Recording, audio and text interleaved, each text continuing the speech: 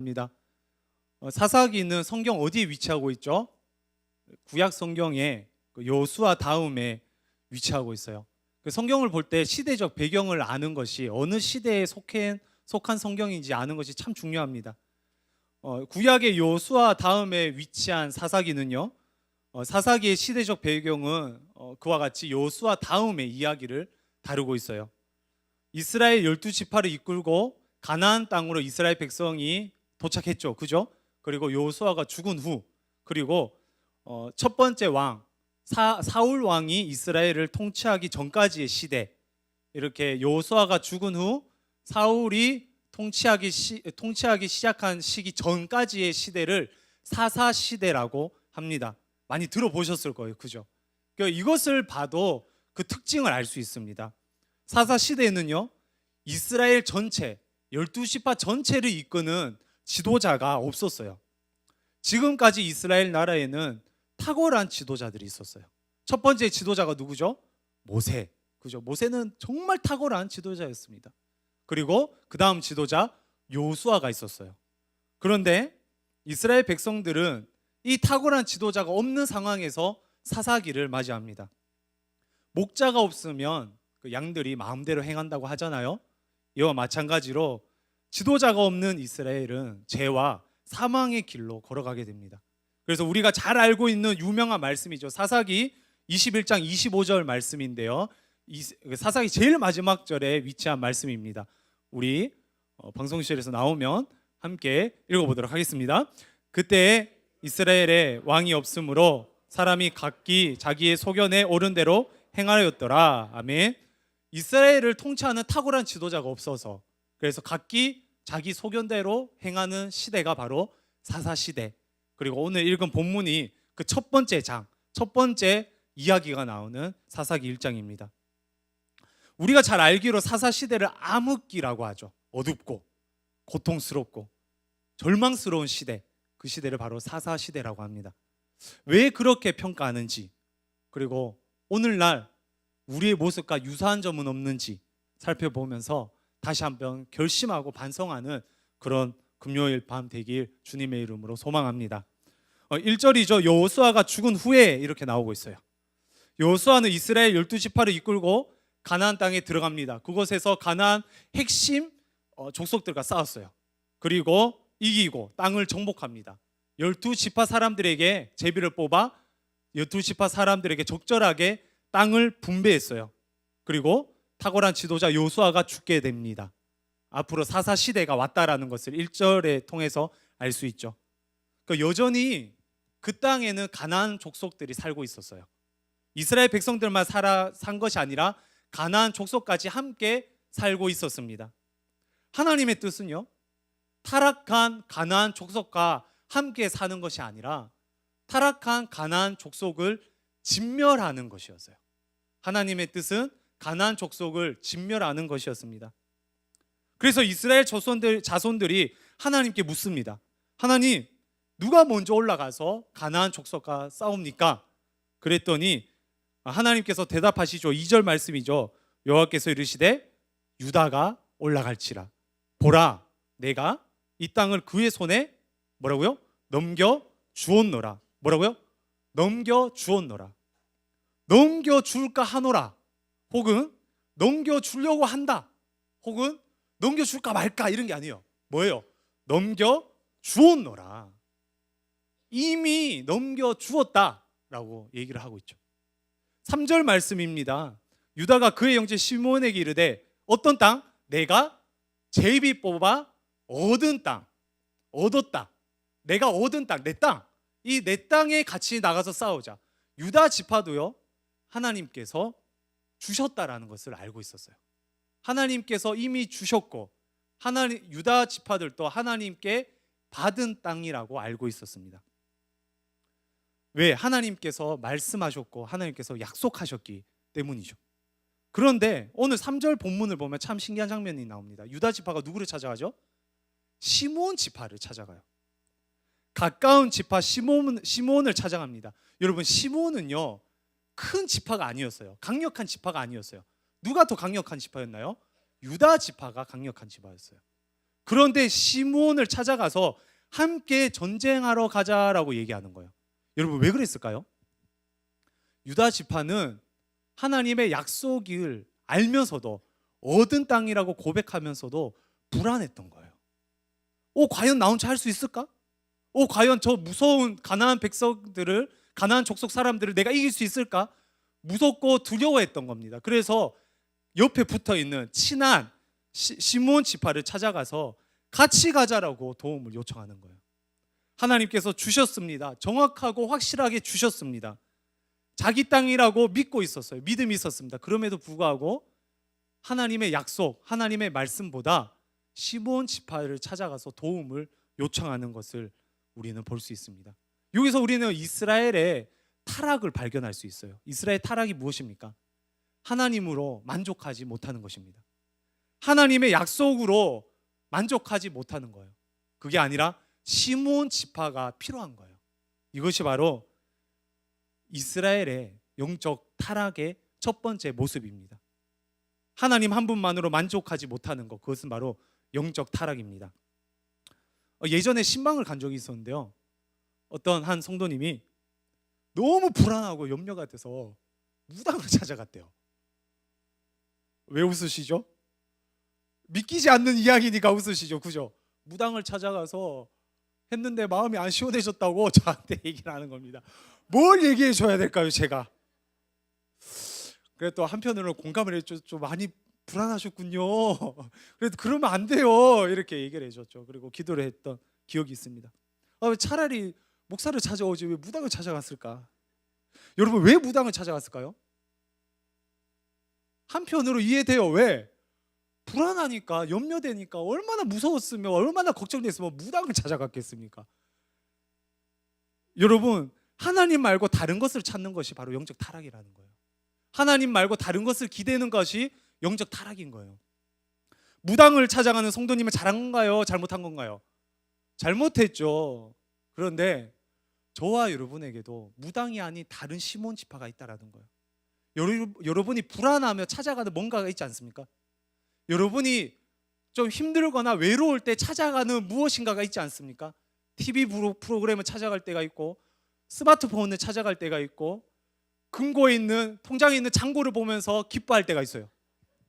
우리는요, 나도 모르게 찾아가는 영적 시몬 지파가 있습니다. 하나님으로 만족하지 못하고 하나님이 아닌 다른 것으로 채우려 하는 영적 타락의 모습이 저와 여러분에게도 있다라는 것입니다. 하나님의 백성이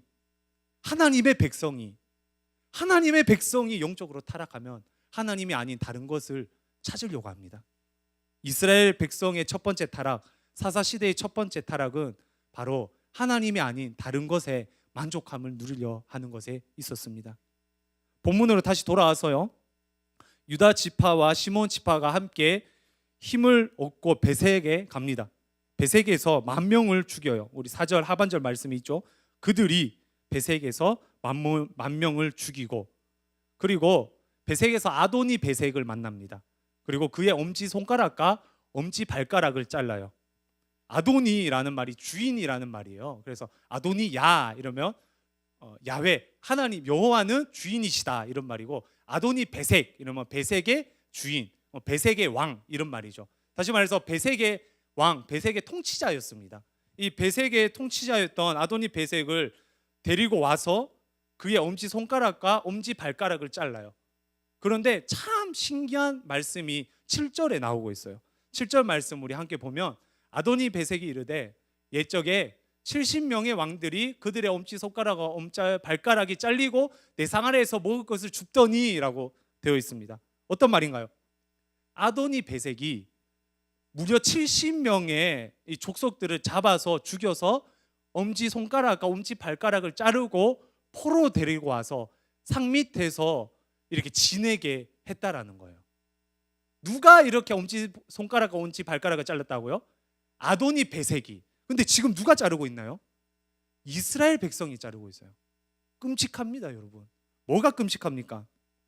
손가락과 발가락을 잘라서 끔찍한 게 아니라 이스라엘 백성이 가나안 백성과 똑같이 행동하고 있는 거예요. 무슨 말인지 아시겠죠?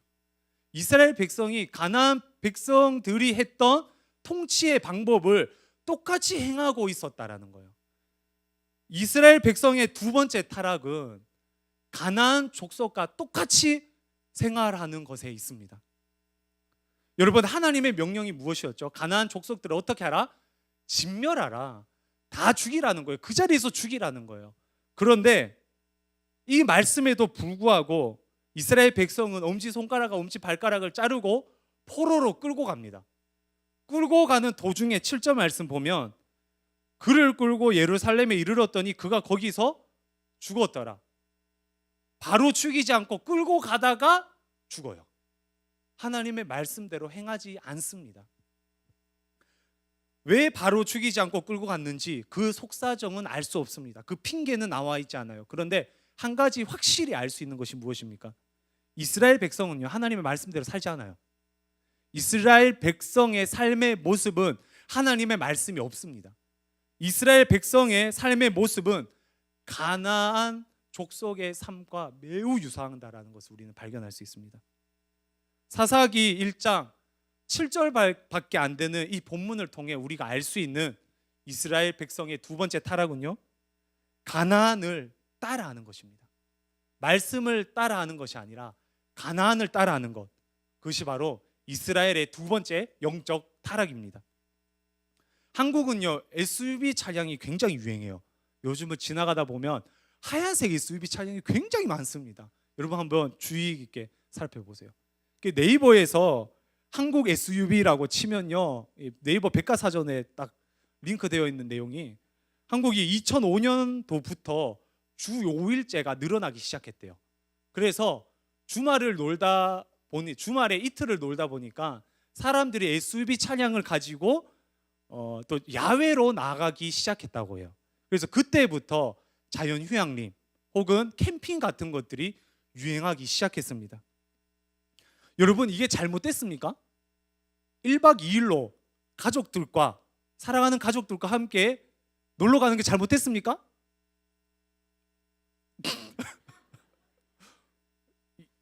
그죠, 집사님. 주일날 가면 잘못되는 거예요. 여러분, 잘못된 게 아닙니다. 가족들과 시간을 보내야죠. 그런데 주말을 이용해서 가다 보니 예배에 지장이 있는 거예요. 모든 사람들은 그렇게 가도 됩니다. 그런데 그리스도인은 그렇게 가면 안 되는 거예요. 그리스도인은 당일치기는 가도 주일에는 교회에 있어야 되는 거예요. 그런 거 아닙니까? 그런데 한국 교회 참 이게 문제예요. 요즘 대체휴일에서 월요일까지 쉽니다. 2박 3일이에요. 얼마나 많이 놀러 가는지 몰라요. 그리스도인들 삶의 모습에 비그리스도인과 똑같은 모습이 나타나고 있어요. 이것이 바로 이스라엘의 두 번째 영적 타락이었던 것입니다. 오늘 읽은 사사기 1장 1절부터 7절밖에 안 되는 짧은 본문이지만 우리는 이스라엘의 영적 타락을 발견할 수 있어요. 첫 번째 타락은 하나님이 아닌 다른 것을 통해 채우려고 하는 욕심들. 두 번째 타락은 가나안을 따라하는 모습을 우리는 발견할 수 있습니다. 저와 여러분의 영적 상태는 어떻습니까? 제가 이 말씀을 묵상하면서 제가 가진 시므온을 생각해 봤어요.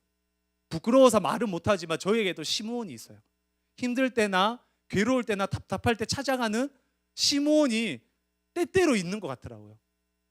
저와 여러분에게도 그리스도인의 아닌 모습, 비그리스도인 같은 말과 행동들이 있지 않나요?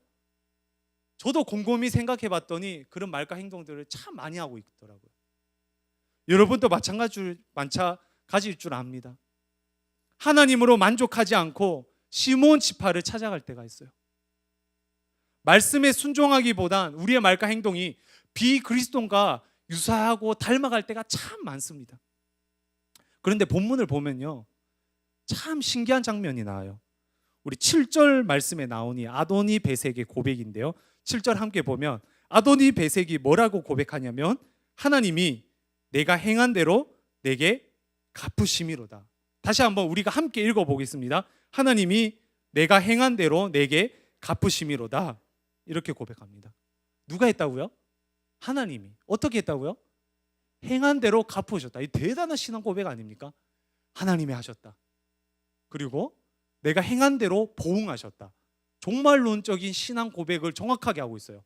여러분, 아도니 베섹이 죽기 직전에 십자가에서 예수님을 믿었던 강도처럼 기적적으로 하나님을 알았을까요?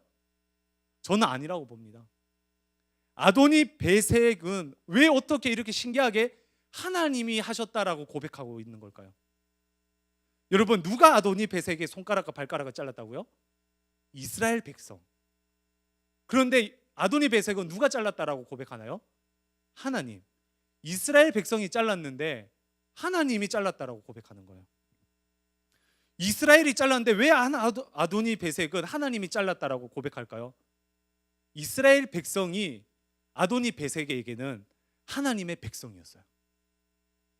이스라엘이 심판하니까 하나님이 심판한 걸로 봤던 것입니다. 이스라엘이 자르니까 하나님이 잘랐다라고 고백하는 거예요. 중앙아시아에 무슨 스탄으로 끝나는 그런 나라들 있잖아요, 그죠? 뭐 카자흐스탄, 우즈베키스탄, 그걸 우리가 잘 알고 있는 뭐 키르기즈스탄.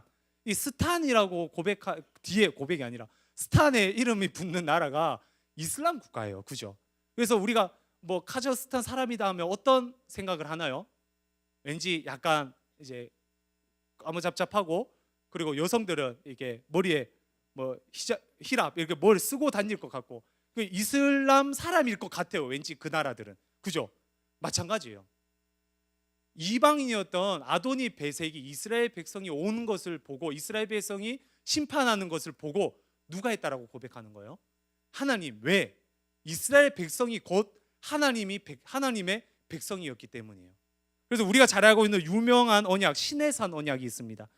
출애굽기 19장에 나오는데요, 내 소유, 제사장 나라, 거룩한 백성. 하나님께서 출애굽한 이스라엘 백성들에게 내 소유, 제사장 나라, 하나님의 백성, 이렇게 이스라엘의 정체성을 하나님의 백성이고 하나님의 나라라고 심어주셨어요. 내 거라고.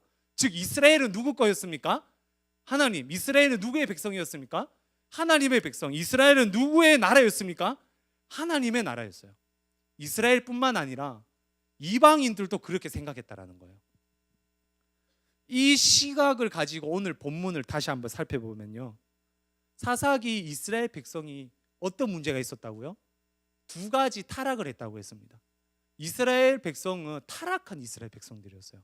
그런데 참 놀라운 건요, 이방인의 왕이 이스라엘을 보고 하나님을 본다라는 사실이에요. 참 신기하지 않나요, 여러분? 타락한 이스라엘 백성인데 하나님의 모습을 봅니다. 타락하고 나쁘고 하나님을 멀리했는데 그 사람들을 통해서 이방인들은 하나님을 보는 거예요. 이스라엘의 행동을 보고 하나님의 심판이라고 고백합니다. 마찬가지예요, 여러분. 저와 여러분이 아무리 타락해도요, 저와 여러분이 아무리 어설프고 저와 여러분이 말씀대로 살지 못한다 하더라도 비그리스도인들은 저희들을 보고 하나님을 봐요. 어떻게 살아가야 할까요? 베드로전서 2장 9절에서 10절 말씀인데요, 우리 함께 읽어보도록 하겠습니다. 그러나 너희는 그의 소유가 된 백성이니 이는 너희를 어두운 데서 불러내어 그의 기이한 빛에 들어가게 하시니에 아름다운 덕을 선포하게 하려 하심이라. 너희가 이제는 하나님의 백성이요 전에는 국류를 얻지 못하였더니 이제는 국류를 얻은 자니라. 아멘. 어디서 본 말씀과 유사하죠? 아까 제가 말씀해드렸던 시내산 언약, 출애굽기 19장과 유사한 말이 나옵니다. 유사한 단어들이 나와요. 내 소유, 제사장 나라, 거룩한 백성, 이렇게 나라, 백성, 소유라는 개념이 여기서도 나옵니다. 이렇게 언약이 재선포되는 것을 언약 갱신 사건이라고 어려운 말로 얘기를 해요. 똑같은 언약의 내용인데 대상이 달라지는 거예요. 시내산 언약의 내용은 내 소유, 제사장 나라, 거룩한 백성이었어요. 대상은 누구였죠?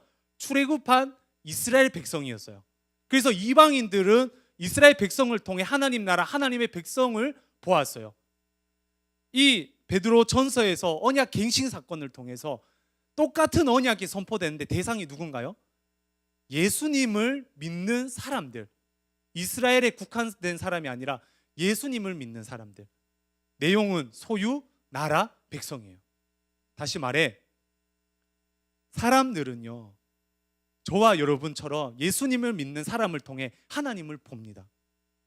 사람들은 저와 여러분처럼 예수님을 믿는 사람을 통해 예수님을 보는 거예요. 우리가 아무리 타락해도, 우리가 아무리 못났게 살아고, 우리가 아무리 이기적으로 살아도 우리의 모습이 곧 하나님의 모습인 거예요. 여러분, 비그리스도인들이 성경을 보면서 하나님을 볼까요? 절대 그렇지 않습니다. 여러분, 비그리스도인이 세상의 만물의 천지를 창조한 거 보면서 하나님을 볼까요? 절대 그렇지 않습니다. 비그리스도인들은 그리스도인들을 보면서 하나님을 봅니다. 여러분은 어떻게 하나님을 처음 만나게 됐습니까? 저는 초등학교 5학년 때 따돌림을 당했던 적이 있어요. 제가 이래봬도 초등학교 때 굉장히 인기가 많았습니다. 제가 6학년 때 어떤 여자친구한테 고백을 받았었는데 전교생에 너를 안 좋아했던 여자가 없었다, 이런 고백까지 받아본 적이 있었던 사람이에요. 그랬던 것 같죠, 그죠? 할렐루야. 그런데 초등학교 5학년 때 처음으로 따돌림을 당했어요. 저한테 너무 생소한 사건이었어요. 그래서 어떡하지 불안하고 뭐 어떻게 해결할 줄을 몰랐어요. 항상 친구가 있었는데 친구들이 다 저를 외면하는 거예요. 그 부끄럽고 수치스럽고 당황했습니다. 그런데 저 뒤에, 대각선 뒤에 앉아있던 친구 한 명이 저랑 매일 얘기를 해줬어요. 그 친구가 얘기를 해주니까 다른 친구들이 야, 니 하지 마, 막 이러는데 이 친구는 야, 니가 왜? 너 주변에 얘기할 건데? 이게 경상도 초등학생이었습니다. 이렇게 얘기를 하는 거예요. 그래서 그 친구가 교회를 가자는 거예요. 교회를 갔습니다. 교회를 가서는요, 예수님을 통해 하나님을 만나게 됐어요. 예수님께서 가난한 사람을 만나러 가셨고, 병든 자를 만나러 가셨고, 죄인 된 사람들을 만나러 가셨다. 그리고 그 예수님께서 가난하고 병들었고 죄인 된 날 위하여 십자가에 달려 죽으시고 부활하셨다. 사람의 모습으로 오신 하나님, 다시 말해서 사람 예수님의 삶의 모습을 보고 저는 하나님을 만나게 됐어요. 저는 직업이 목사입니다.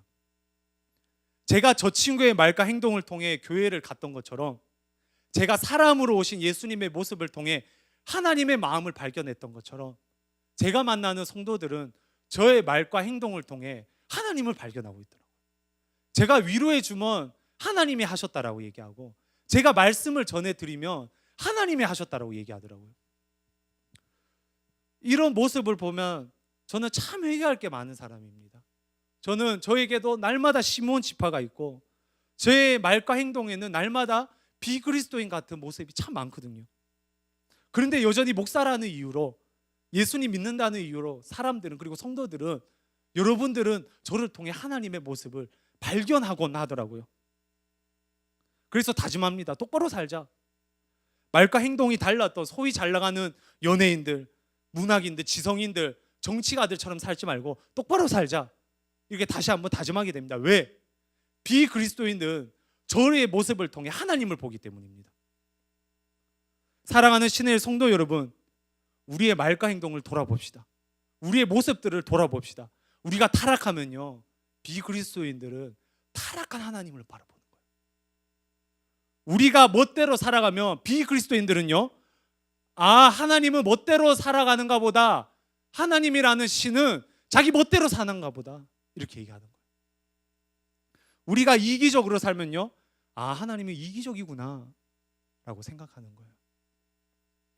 독산동 사람들은 신일교회를 통해 하나님을 봅니다. 믿으십니까?